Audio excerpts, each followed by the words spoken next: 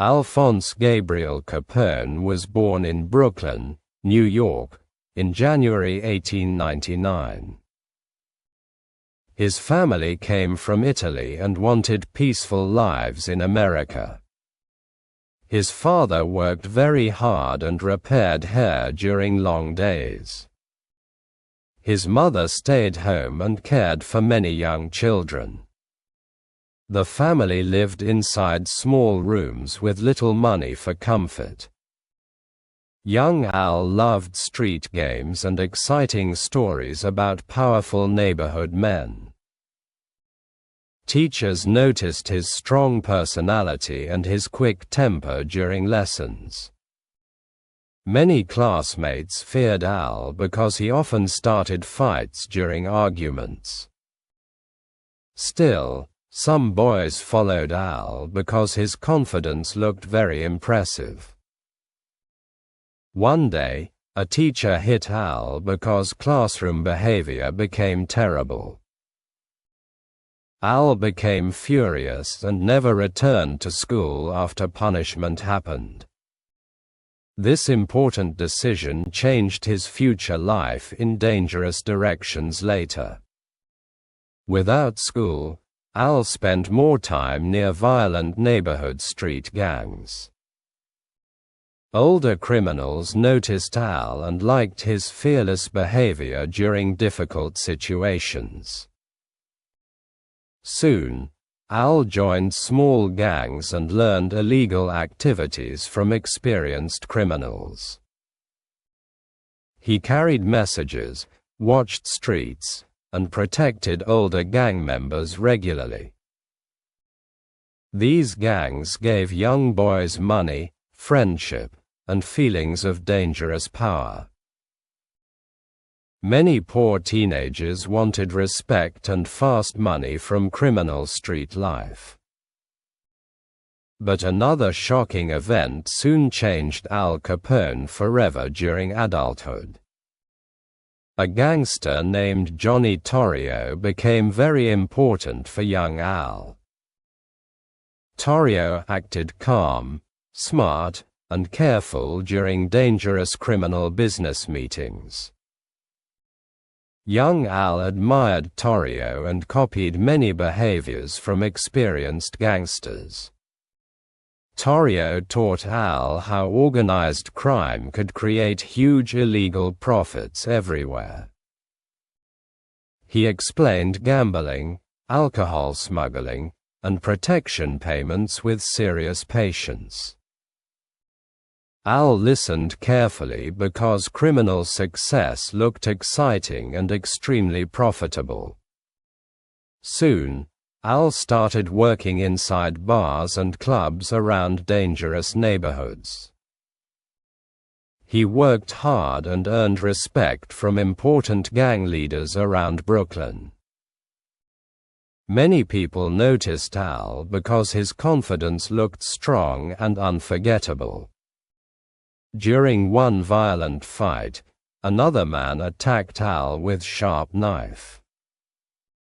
The knife cut deeply across Al's face during terrible nightclub violence. Those ugly scars remained visible across Al's face during his entire life. People later called him Scarface, though Al hated that insulting nickname. He often told people scars came from fighting during honorable military service. This story sounded false, but many strangers believed his dramatic explanation. The scars made Al appear dangerous and frightening during public appearances everywhere. Many criminals respected Al more because his appearance looked extremely intimidating. Soon, Al married a young woman named May Capone from Brooklyn. May wanted peaceful family life away from dangerous criminal street activities. The couple had one son and named him Albert Francis Capone. Friends called the young boy Sonny during family gatherings and celebrations often. Al loved his family deeply and protected them from criminal enemies. Still, crime remained central inside Al's dangerous and ambitious adult life. Torrio later moved toward Chicago and started powerful criminal business operations there. Chicago already suffered violence, corruption, gambling, and illegal alcohol business problems everywhere. Torrio invited Al Capone because he trusted his loyalty and criminal intelligence. This invitation changed American crime history during the following dangerous years forever. Before Chicago, Al still worked for powerful gangsters inside New York neighborhoods. He learned how politicians accepted money from criminals during secret business agreements. Police officers sometimes ignored crimes because gangsters paid large amounts. Young Al understood money could control many important people inside American cities. This lesson became extremely important during future criminal empire operations later. At that time, America prepared for huge social changes and political conflicts. Many religious groups wanted alcohol banned across the entire United States. They believed alcohol created violence, poverty, sickness, and terrible family problems everywhere. Soon, the American government passed strict laws against producing alcoholic drinks. This historical period became famous later under the name Prohibition era. Now, another huge opportunity suddenly appeared before ambitious young Al Capone. Millions of Americans still wanted beer, whiskey, and wine during celebrations. Rich businessmen, workers, and politicians secretly drank alcohol despite federal laws. Criminal gangs quickly realized illegal alcohol business could create unbelievable wealth everywhere. Torrio understood this opportunity before many other dangerous criminal leaders nationwide. He wanted loyal partners who could help expand profitable illegal alcohol operations. Al Capone looked perfect because he worked fearlessly and followed orders. Therefore, Al left New York and traveled toward dangerous Chicago streets. Chicago looked loud, crowded, dirty, and dangerous during those difficult years everywhere. Corrupt politicians accepted criminal money and protected gangsters from police investigations. Different gangs fought violently for gambling, prostitution, and alcohol smuggling territories. Gunfire sometimes echoed across neighborhoods during terrible nighttime gang battles. Many innocent people feared walking streets after dark because violence increased. Still, criminals earned enormous money from illegal businesses throughout crowded Chicago neighborhoods. Al Capone immediately understood Chicago offered endless opportunities for ambitious gangsters everywhere. He worked closely beside Johnny Torrio and learned important criminal leadership skills. Torrio handled business carefully and avoided unnecessary violence during criminal operations. Al respected this approach and studied every important decision very carefully. Soon, Torrio trusted Al with bigger responsibilities and dangerous criminal activities. Al supervised alcohol deliveries and protected workers from rival gang attacks. He met corrupt politicians and discussed illegal business arrangements during secret meetings. Many people feared Al because his reputation spread quickly across Chicago neighborhoods everywhere. Still, Al dressed elegantly and smiled warmly during public social gatherings often. He enjoyed expensive suits, fine restaurants, and luxurious cars around Chicago. Newspapers started writing stories about rising gangster Al Capone during Prohibition years. Many citizens secretly admired gangsters because criminals appeared wealthy and powerful. Movies and newspapers sometimes made gangsters appear glamorous and exciting for audiences. This attention helped Al become famous throughout America during dangerous criminal years.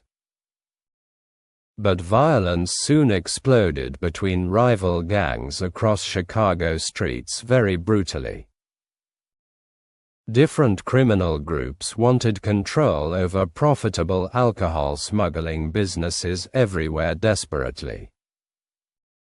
Gun battles happened often and many gangsters died during territorial criminal wars. Police struggled because corruption weakened investigations and criminal prosecutions across Chicago. Torrio tried maintaining peace with rival gangs whenever dangerous conflicts appeared. However, one violent attack nearly killed Johnny Torrio during shocking daytime ambush. Several gunmen shot Torrio multiple times outside his apartment building unexpectedly. Doctors saved Torrio, but recovery required long painful medical treatment afterward. The attack frightened Torrio deeply and changed his future criminal plans.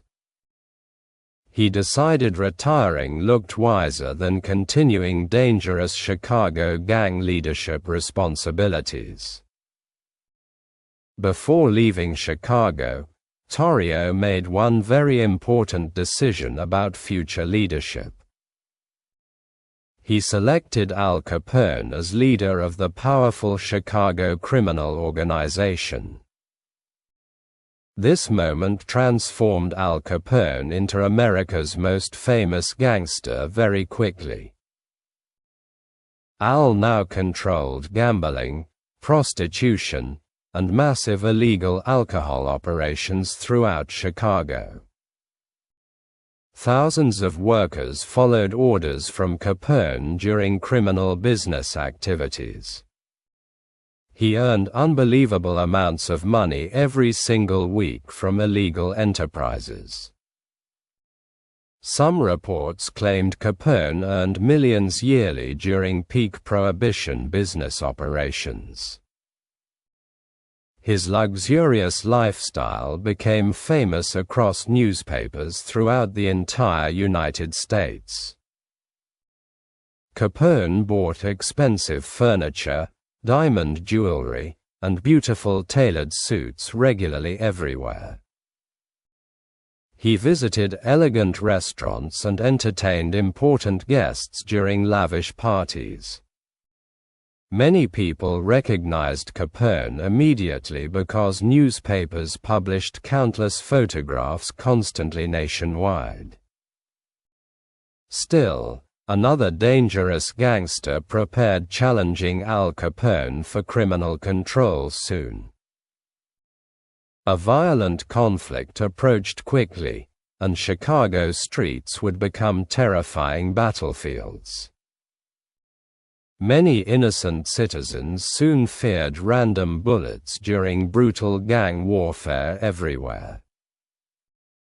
The next chapter reveals how Capone reached unbelievable power through violence and fear.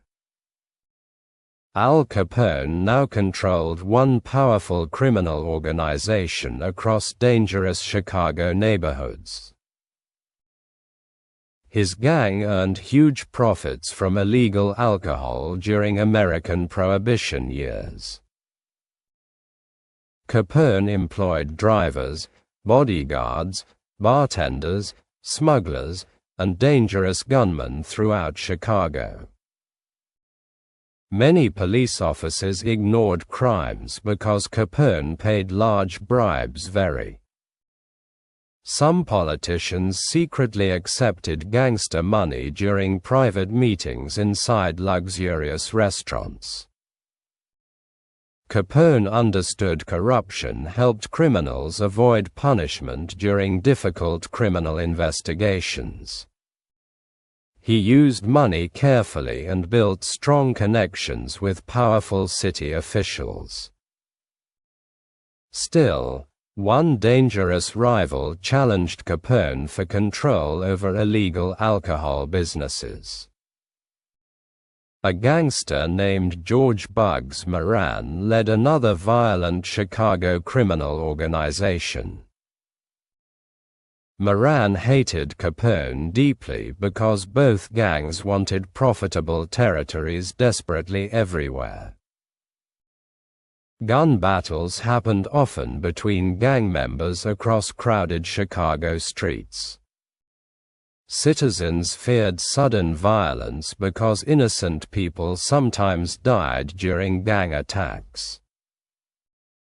Newspapers reported terrible murders and described growing criminal chaos across Chicago. Many Americans became shocked because gang violence looked increasingly brutal and public. Then, one horrifying event changed American history during cold February weather. This crime became famous later as the St. Valentine's Day Massacre. Several men dressed like police officers entered one Chicago garage during morning. Inside, Moran's gang members waited beside trucks and illegal alcohol deliveries. The fake officers ordered those gangsters facing the wall during sudden raid. Then, gunmen opened fire and killed 7 men with machine guns. Blood covered the garage floor during those terrifying moments inside Chicago. The killers escaped quickly while shocked citizens discussed horrifying news across America. Many people believed Capone ordered the massacre against Bugs Moran's criminal organization. However, police never proved Capone directly planned those shocking violent murders. Capone stayed inside Florida during the massacre and denied every accusation. Still, newspapers connected Capone with violence because his reputation looked extremely dangerous. Photographs from the bloody garage shocked Americans across the entire country. Citizens started viewing gangsters differently after those horrifying murder images appeared everywhere. Gangsters no longer looked glamorous or exciting for many ordinary Americans anymore. People now saw organized crime as a terrifying threat against public safety everywhere. Capone enjoyed attention and spoke confidently during interviews with newspaper reporters. He sometimes acted friendly and smiled warmly before photographers during public appearances. Capone claimed ordinary citizens wanted alcohol despite government laws against drinking. He described himself as businessman serving customers during difficult Prohibition years. Some poor citizens admired Capone because he donated money during economic hardships. He opened soup kitchens and helped struggling families during terrible Great Depression conditions. Hungry people received free meals because unemployment increased across America. These actions improved Capone's public image among some desperate Chicago residents. But federal investigators continued searching for ways stopping powerful gangster operations nationwide. Police struggled proving murders because frightened witnesses refused speaking against dangerous gangsters. Many witnesses feared violent revenge from Capone's criminal organization during court investigations. Therefore, government agents searched carefully for different crimes against Capone instead. Soon, investigators discovered something surprising about Capone's enormous criminal fortune. Capone earned millions yearly, but he never paid federal income taxes legally. The American government decided tax crimes offered strongest case against famous gangster Capone. A determined agent named Elliot Ness fought organized crime. Ness led a small group called the Untouchables during Prohibition enforcement campaigns. These agents refused bribes and attacked illegal alcohol operations across Chicago. Their investigations damaged Capone's businesses and created national newspaper attention. Still, tax investigators finally built strongest legal case against powerful gangster Capone. Government lawyers collected financial evidence and prepared criminal charges against Capone. Capone believed expensive lawyers could protect him from serious prison punishment. He felt confident because corruption helped criminals escape convictions during previous investigations. However, federal prosecutors worked carefully and avoided mistakes during important courtroom preparations. Soon, Capone entered court and faced serious federal criminal tax charges. Newspapers followed every courtroom detail because Americans loved dramatic gangster stories everywhere. Crowds gathered outside court buildings hoping seeing famous gangster Al Capone personally. During trial, Capone appeared calm and confident before judges and reporters. His lawyers tried challenging evidence and protecting Capone from prison sentences aggressively. Still, prosecutors presented strong financial records proving unpaid taxes from illegal profits. The courtroom atmosphere remained tense because everyone understood historical importance surrounding trial proceedings. Finally, jurors reached decisions after hearing weeks of difficult testimony inside court. The jury found Al Capone guilty for serious federal tax crimes. This shocking decision surprised many criminals across America during dangerous Prohibition years. Even powerful gangsters could face punishment despite wealth and political connections. The judge sentenced Capone to 11 years inside federal prison during sentencing. Many Americans celebrated because famous gangster power finally appeared weaker before federal justice. Capone entered prison and lost control over his criminal organization very.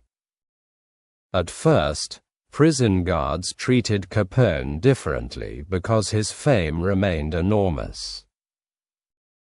Some prisoners respected Capone because newspapers described his dangerous criminal reputation.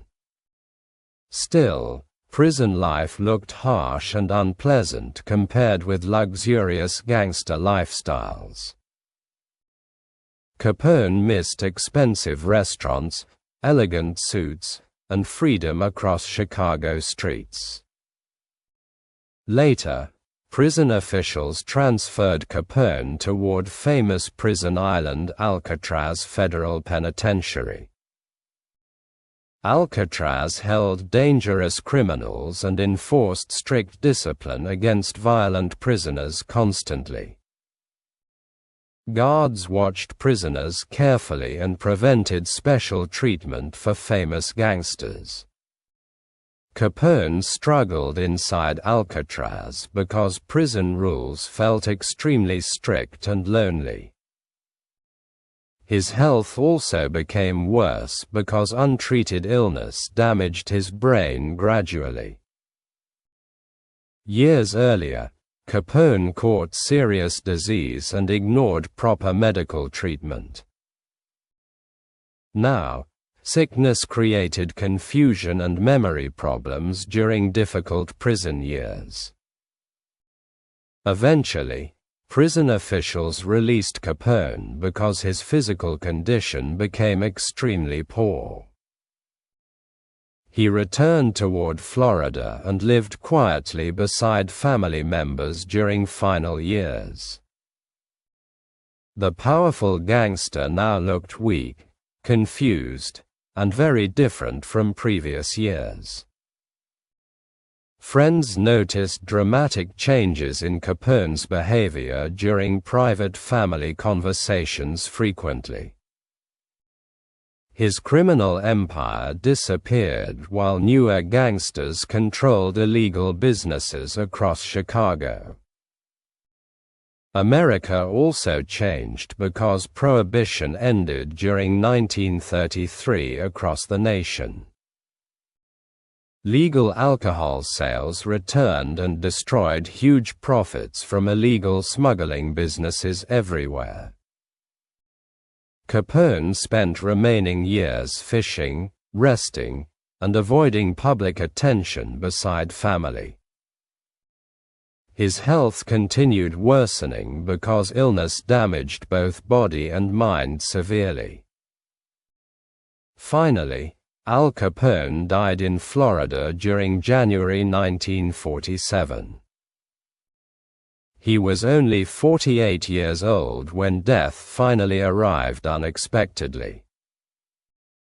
Yet people still discuss Al Capone many decades after his dramatic criminal life. Books, movies, and television shows continue telling stories about famous Chicago gangsters. Some stories describe luxury, power, violence, and corruption during dangerous Prohibition years. Others warn audiences about crime, greed, and terrible consequences from violent lifestyles. Capone became symbol of organized crime during one chaotic American historical period. His story still fascinates audiences because success and destruction appeared together constantly throughout life. One poor Brooklyn boy became America's most famous gangster through ambition and violence. But wealth and power never protected Al Capone from prison, sickness, and death.